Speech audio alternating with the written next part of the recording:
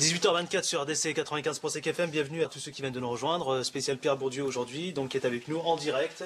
Pierre Bourdieu, votre œuvre considérable repose sur une idée forte, la reproduction sociale. Tandis que vous avez mis au point des outils d'interprétation incontestables, efficaces. Bref, expliquez-nous tout, à nous qui ne sommes pas forcément pas des familiers de vos œuvres, de votre œuvre. Qu'est-ce que l'inégalité sociale et pourquoi existe-t-elle? Et d'une certaine manière, à quoi sert-elle et comment finit-elle donc par se légitimer? Vaste problème. Oui. Mais c'est légitime. Hein. L'inégalité, ça sert à quelque chose? Alors ça, c'est un très gros problème. C'est très discuté, très difficile. Alors je commence par ce que vous avez dit, la reproduction sociale. La reproduction sociale. En fait, une chose, me semble-t-il, importante que j'ai essayé de montrer, c'est que le monde social n'est pas une espèce de mouvement perpétuel, de changement permanent. Au temps où j'ai commencé à m'occuper de sociologie, un des mots que les sociologues, entre guillemets, avaient le plus souvent à la bouche, c'est le mot de mutation. Tout est en mutation, ça change, ça change. D'ailleurs, encore aujourd'hui, on dit les femmes changent, les hommes changent, les femmes changent parce que les hommes changent, etc. Tout change, tout change, tout change. Et alors, moi, j'ai eu très vite l'impression que il y a des stabilités, de l'inertie. Alors j'ai essayé par des techniques statistiques, enfin d'une part d'établir ces inerties, ces constantes, qui d'ailleurs rendent la science possible. C'est parce qu'il y a des constantes qu'on peut comprendre. Bon. Et aussi de les expliquer, c'est-à-dire de comprendre pourquoi c'est comme ça. Alors, on arrive à l'inégalité. Bon, alors, parmi les facteurs de stabilité, de permanence, il y a évidemment la transmission du capital. Bon, le papa riche, on peut donner de l'argent à son fils pour qu'il crée une entreprise. Bon, par exemple, si il fait des études pas terribles, il a tout raté, même une petite école commerciale, comme font les fils à papa aujourd'hui. Le papa peut lui donner un pécule et puis il démarre. Bon, alors, celui qui n'a pas, et du coup, il va se reproduire. Il tombera pas, il ne deviendra pas ouvrier. Bon. Voilà. Alors, mais aujourd'hui, de plus en plus, il y a une autre forme de capital. Laquelle qui est ce que j'appelle le capital culturel, c'est-à-dire alors c'est quoi le capital? C'est plus difficile à définir. Bon, c'est d'abord la langue, c'est une certaine maîtrise de la langue, la langue française, mais la bonne langue française. Bien sûr, tout le monde parle la langue française en France, même les immigrés qui sont là depuis un an, ils parlent la langue française. Mais c'est une langue française qui n'a pas de valeur sur le marché scolaire. Bon, si vous parlez cette langue-là, vous aurez zéro. Bon.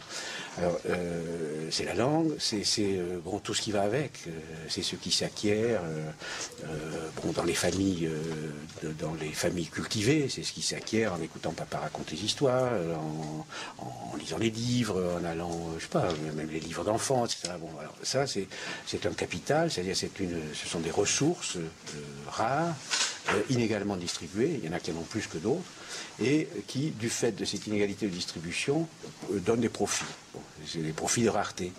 Si tout le monde avait la même quantité, si tout le monde parlait parfaitement le français, sans accent, il n'y aurait aucun mérite à parler français, donc ça n'aurait pas d'effet. Bon. C'est parce qu'il y a des différences que ça paye de bien parler le français. Par exemple, un très beau travail qui a été fait par une sociologue américaine qui a montré que les enfants de classe moyenne, comme disent les Américains, ça veut dire bourgeoisie, les enfants de la bourgeoisie, savent bien donner à la maîtresse ce qu'elle veut. Bon, ils savent, parce qu'ils sont du même milieu, leur maman fait pareil, etc.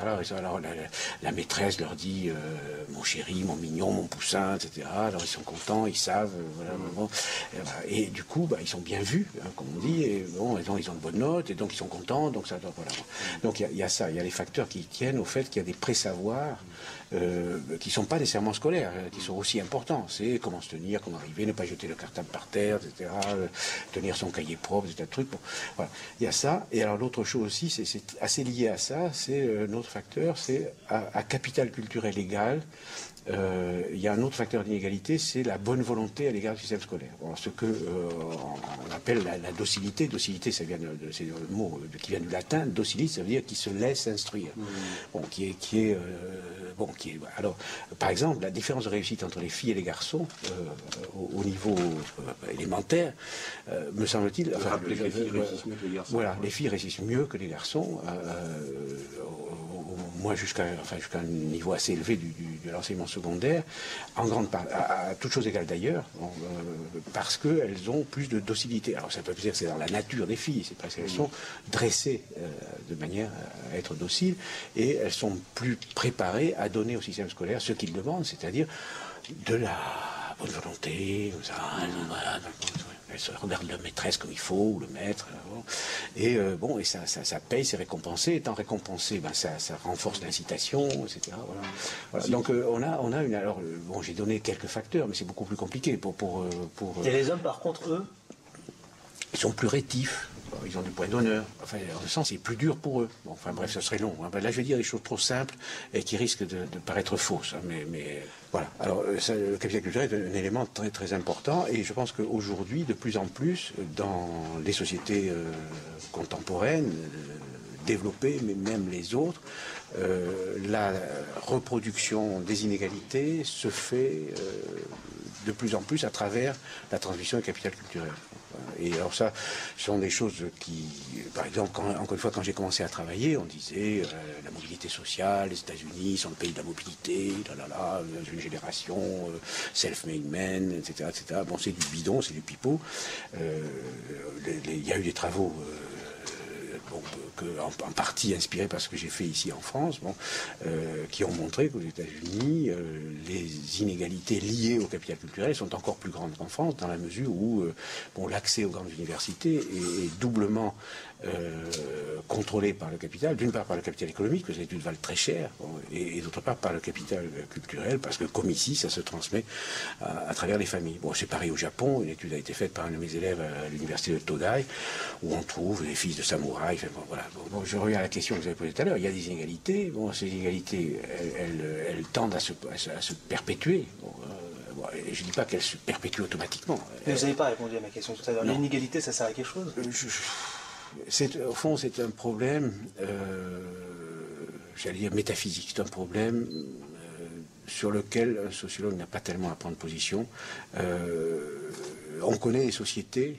Il y en a au moins une qui a été étudiée par une ethnologue de mes amis, Marie Douglas. C'est une petite société où il y a pratiquement pas de différence. Pratiquement, c'est une société archaïque. Il n'y a pratiquement pas de différence. Et ça marche